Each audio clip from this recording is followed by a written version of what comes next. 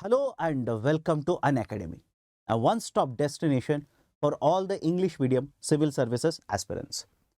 In the last couple of days, I'm pretty sure you must have seen various newspaper articles regarding Delhi Chalo or Dilli Chalo. Now let's try and understand what is the issue all about.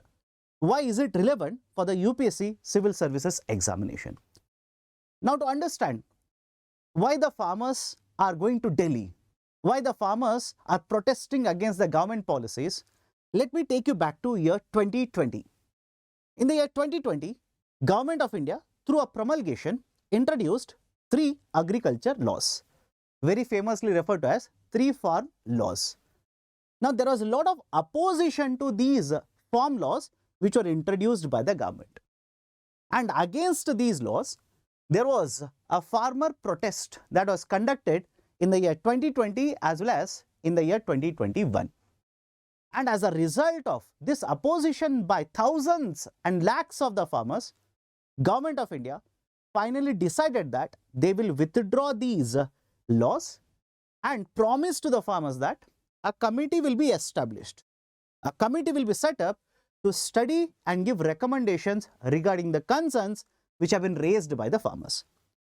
Now in the year 2022, Government of India set up Agarwal committee to look into these issues and give recommendations. And the committee is yet to submit the recommendations. The members very recently have stated that they are conducting discussions with lot of stakeholders because these issues are very complex, not very simple but very complex. They are conducting the discussions with all the stakeholders, and maybe in the next couple of months, they would be submitting this report to Government of India. Now, while all of this is happening, again there is a call by various unions of the farmers to go to Delhi and protest against the policies of the government. And that is the reason they are calling this as Dilli Chalo or Delhi Chalo. Now, these are certain important background points as to what is happening. But very importantly, what are the reasons why the farmers are protesting now? What are their demands? What do they actually want from Government of India? Now, all of these demands of the farmers, will discuss it under 7 points, that is a 7-point charter. Let's go point by point. And these are the areas which are very much relevant for the civil services. Question can be asked in any one of these areas. Point number 1. The demand is that government should provide guaranteed MSP. And not just guaranteed MSP, based on the recommendations of MS Swaminathan Commission. Now, what is this idea of a guaranteed MSP? MSP in simple terms is a minimum support price. The price that is announced by the government well before the sowing season will start, and it is the price at which government will procure the food grains irrespective of whatever the market price is. Government of India announces MSP for 22 crops plus 1 sugarcane. In case of sugarcane, they announce FRP. So, these 20 plus crops are covered under the concept of minimum support price. So, if the products are already, that is agriculture commodities, are already covered under MSP, then why are the farmers demanding guaranteed MSP? What is the logic behind it? These are certain very important points. Point number 1. The Government of India announces MSP, but there is no legal backing to MSP. Means there is no law regarding MSP in India. Tomorrow, if Government of India wants to withdraw the policy of MSP, again I am not saying government will do that, but if Government of India wants to withdraw the policy of MSP, they can easily do it. Point number 2. Even though the government announces MSP for all these 20 plus crops, government doesn't procure all the crops. Government procures as per the requirement. And most of this procurement is centered around rice, wheat and pulses, etc. So, the farmers, different unions are demanding that there should be a guaranteed MSP based on the recommendations of Swaminathan Commission. Now, what is this idea? Right now, whenever you come across the concept of MSP, please remember this. There are multiple ways in which the cost of production is calculated and the cost are recommended to the government. That is basically the process is Commission for Agriculture Cost and Prices will give recommendation to Cabinet Committee on Economic Affairs, and it is the Cabinet Committee on Economic Affairs which will announce the MSP, which will decide what should be the MSP and announce it in the market. And whenever CSCP will calculate, there are multiple ways to calculate what is the cost of production. There is A1, A2, A2 plus FL, B1, B2, C1, C2, etc. There are multiple ways through which cost of production can be calculated. But please remember this, Government of India announces MSP that is equivalent to 150% of cost of production. COP is nothing but cost of production. And when I say 150% of cost of production, which cost of production is considered by the government? The government considers A2 plus FL. The government considers A2 plus FL. And sir, why? Why 150%? Why not 100%? Government simply says, if you have spent 100 rupees to cultivate a crop, I need to ensure that you will earn additional 50% returns on it. That is the reason they will simply call this as 150% of cost of production. But the demand from the farmer unions is that government should announce this MSP based on Swaminathan Committee recommendation. Swaminathan Committee recommendation, basically the committee was established by the Government of India back in the year 2004. Between 2004 and 2006, the committee gave multiple reports. In total, 5 reports were submitted by the committee to Government of India. Very difficult to remember the recommendations of all these 5 reports, but regarding MSP, please remember, the committee recommended that it should be given on C2 cost of production, not on A2 plus FL. And the basic idea is that C2 will be much more comprehensive, and as a result of which, compared to A2 plus FL, C2 cost of production would be bigger. Just to make it simple for you to understand, imagine cost of production when you measure it through A2, just a hypothetical number here. If it is, let's say, 120 rupees, then C2 will be much greater than, right, 120 rupees. And A2 plus FL will be, let's say, somewhere around 150. C2 could be, again, I'm just giving you a hypothetical number. You please don't calculate all of this. Let's say will be 190 rupees. Right now, government announces 150% of A2 plus FL. But the farmers want this to be announced based on C2 cost of production. The basic idea is simple. The MSP announced by the government will increase. This will provide relief to farmers. That is point number 1. Point number 2 is guaranteed MSP. What is this idea of a guaranteed MSP? Now, there is a lot of difference of opinion regarding the term guaranteed MSP. Some of the farmer unions say this is the idea of a guaranteed MSP, and some others have a difference of opinion. But the basic idea is simple. Right now, whenever MSP is announced by the government, market prices can be above MSP or equal to MSP or below MSP. Because the argument is that in the market, the prices are decided based on supply and demand. So, the MSP price is not equivalent to market price always. Market price will be different compared to MSP. So, the demand of the farmers is that whatever is the MSP in the market also, they will have to purchase, that is anybody else, traders, buyers, etc. They will have to purchase at MSP price. Now, what if they are not able to sell it at MSP price? Then other group of farmers basically say, if we are not able to sell it in the market, I will take it, simply sell it to government. Any of these crops, government has to purchase at MSP that has been announced by the government itself. And now some of you will basically say, but sir, doesn't government procure all these crops on whichever the MSP is announced? Please understand, no doubt government follows a concept called as open-ended procurement policy. But government will restrict the procurement to certain time period, to certain quality of crops based on the requirement. So the demand of the farmers is guaranteed MSP. Whenever I'll take the crop to government, whatever this crop is, government has to pay MSP to me. Will it work out? Is it rational? Please understand, you will have to look at both the sides of the argument. From the farming community, they will simply say, we are not being dependent on the market prices. Market prices could be very, very less for us.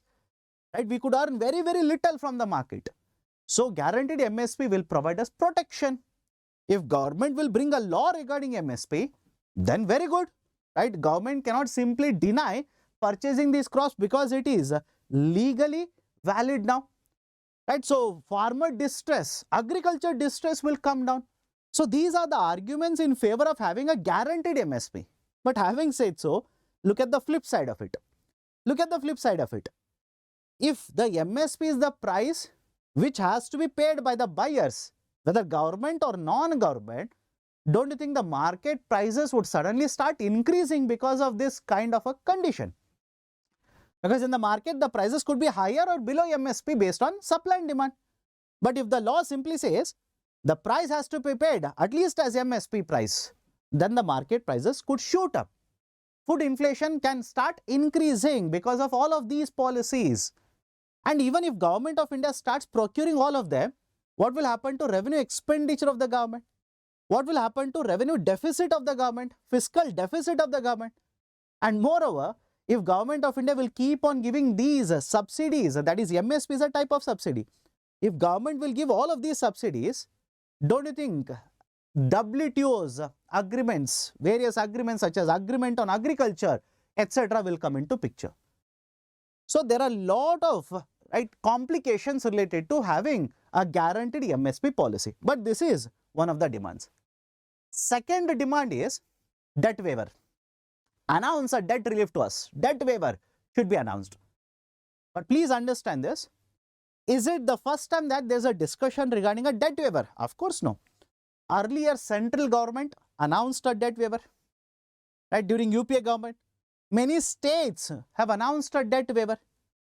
Debt waiver will simply provide a relief, a temporary relief to the farmers. Debt waiver will not provide, I repeat, will not provide a permanent solution to the problems in the agriculture sector. In simple terms, if I want to put it in a different way, debt waiver will only be a band-aid. What agriculture sector requires is a surgery. So the farmers want a debt waiver. What is the meaning of a debt waiver? Imagine I'm a farmer, I've taken loan from a bank.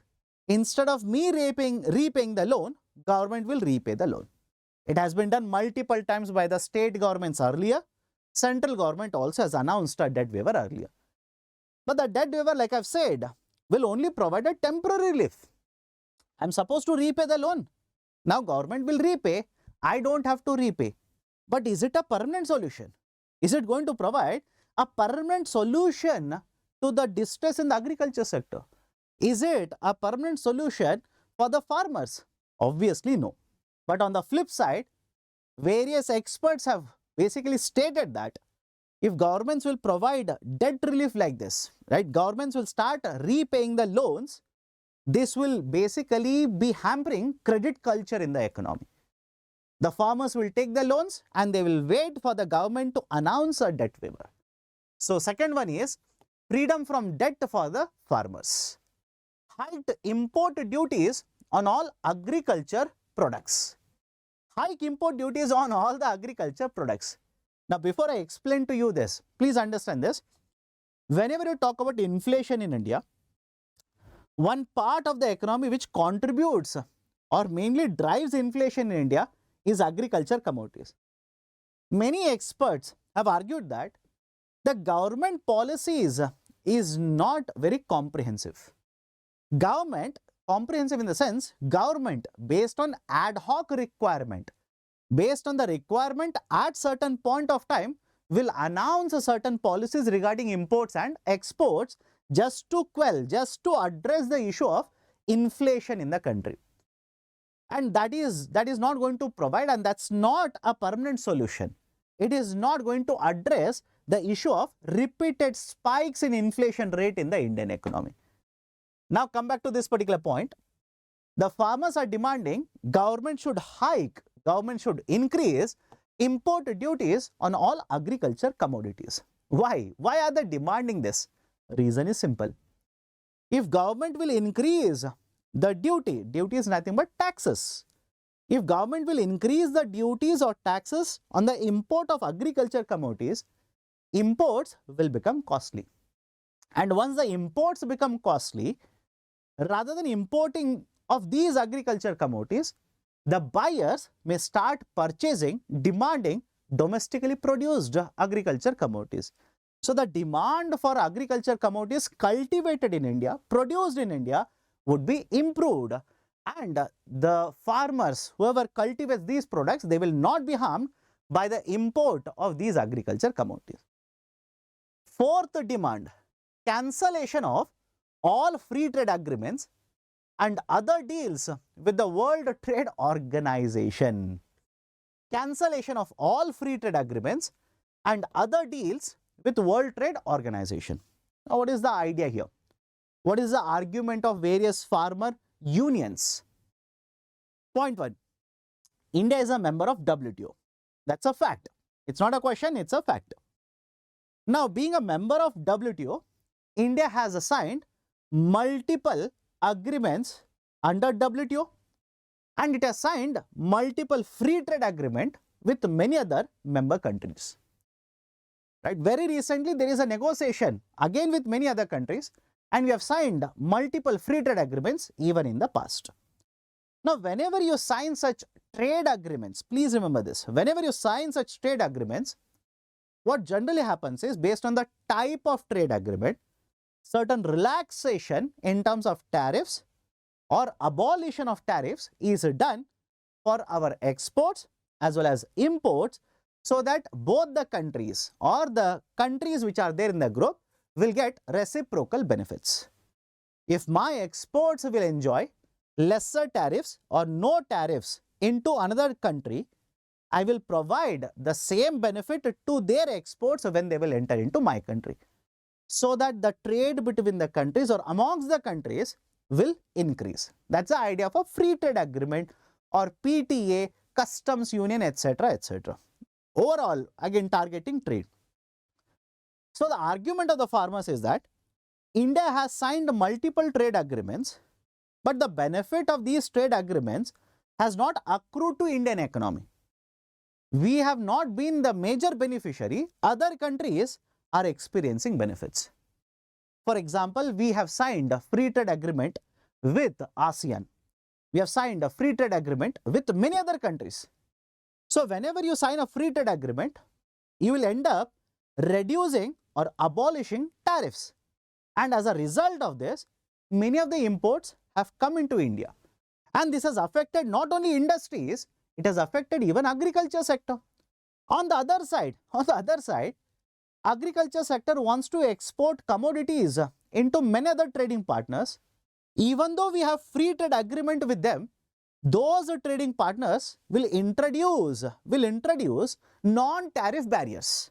They will introduce non-tariff barriers such as quotas. Right? As a result of these non-tariff barriers, our agriculture exports into other countries will suffer, whereas their exports into India will start increasing. And that will affect industries, that will affect agriculture sector, etc. So that is the precise reason the farmers are demanding that Government of India should cancel all these free trade agreements and other deals with the World Trade Organization. Now, to be fair, just to have the arguments on both the sides, even Government of India has accepted that India is not getting major benefits of these free trade agreements. Yes, Government of India has accepted it. They are saying the other trading partners, they are getting more benefits compared to us. Right? For example, India-ASEAN Free Trade Agreement that was signed in 2010 was implemented from 2011. And very recently, Government of India stated, in that case, we will review these trade agreements. We will review these free trade agreements. We will try to ensure that we will also be the beneficiaries of such free trade agreements. So this is one more demand from the farmers. So these are the 4 points in a 7-point charter. 5th point, no privatization of electricity boards. no privatization of electricity boards. A couple of years ago, Government of India brought in an amendment act regarding electricity sector. Looking at this amendment, or let's say changes in the provisions, various experts raised a concern. Their concern is, are we privatizing the electricity boards? Are we promoting the idea of privatization of electricity boards? And those who are wondering, sir, what is this electricity board, etc. Whenever you talk about electricity, please remember there are three very important steps. There are three very important steps. One is generation, second one is transmission, and the third one is distribution.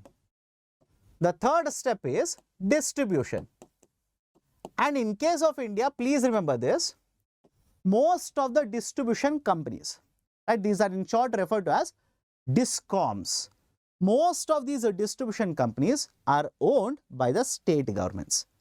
These are owned by the state governments. And because these distribution companies or the DISCOMs or basically electricity boards, right, are owned by the government, the idea is that the government can provide electricity at lower prices, especially to agriculture sector. In many of the states, electricity for agriculture sector is provided free of a cost. So now, if Government of India will promote the idea of privatization of the electricity board, the concern of the farmers is that instead of the government, if this is owned by a private sector company, they will not be providing the electricity free of a cost. Forget about free of a cost. They might start increasing the tariffs, that is the rates per unit of electricity, and that will hamper lot of farmers, or that will have an impact on lot of farmers in India. Reason being, as per agriculture census data, more than 85%, in fact it is somewhere around 86% plus, more than 85% of the farming in India is small and marginal, which means the amount of income that the farmers have is very limited. The resources that are available to farmers is very much limited. That is the reason no privatization of electricity boards. Point number 6, ban on foreign direct investment and corporation in agriculture. And what is this argument? Why should we have a ban on foreign direct investment and corporatization, right, of agriculture sector or in agriculture? The basic idea is, if foreign companies or let's say larger companies, corporates are basically big companies, right, companies, when they will enter into agriculture sector, and if they start participating in the supply chain in the agriculture sector, they may end up having more powers compared to farmers. And it might so happen that the farmers might end up being at the mercy of these large corporates or larger companies. For example, let's say if a corporate or if a company will control, right, what the farmer will cultivate because they have entered into a contract farming, if the company will control at what prices they will purchase from the farmer, don't you think the farmers will be at the mercy of the bigger company? Even if there is a dispute, which happens many of the times in the agriculture sector, if the company will drag the farmer to a court, the farmer who can be or who might be a marginal farmer, a small farmer, they will not have sufficient resources to fight these cases against the corporates. And as such, please understand, whenever you promote corporatization in particular sectors such as agriculture, there is always a concern that the companies which have huge amount of financial resources can manipulate, can basically control, can make the farmers be at the mercy of the companies. Right? There is always a concern. So, ban on foreign direct investment and corporatization of agriculture or in agriculture. And the next demand that has been put forward by the farmers is that the pension should be provided to the farmers. To be very precise, to be very precise, please understand, although we have discussed the 7 points or the 7 charter points, apart from this, the farmers have demanded many other things as well. And from one union to another union, the demands might slightly vary. But these are the most important demands which have been put forward by the farming community to the government of India. So these are some of the reasons why there is a discussion that is happening regarding Cilli Chalo or Delhi Chalo. Now you will have to wait and see what will be the outcome of this kind of an event that is happening in the current affairs. So this is all I wanted to discuss with you people regarding the raging farmer protest against the government of India. Now beyond this, you might have read what the state governments are doing, where all they are putting barricades. Are they going to use any other measures to stop farmers march towards Delhi, etc., etc. As far as I am concerned, all of that is gravy that is not necessary for civil services examination. So that's it from my side. If you are yet to subscribe to Unacademy YouTube channel, kindly do it now. Hit the like button as well. Thank you. Have a great day.